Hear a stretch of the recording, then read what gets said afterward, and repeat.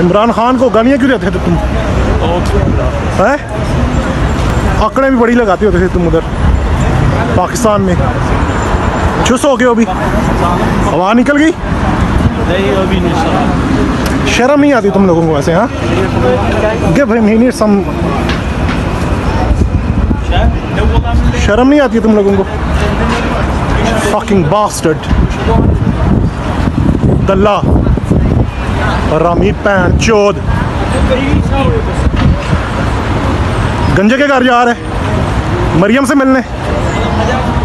fucking all in bread bastard.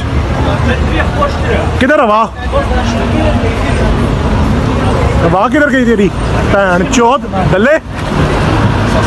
Pain چودوں نے ملک کی ماں یہ کے رکھ دیا گنڈوا تم لوگوں نے. پین چودوں ابھی اپنے آقاؤں سے ملنے کے لیے آئے ہو ادھر خود دی چودی دے.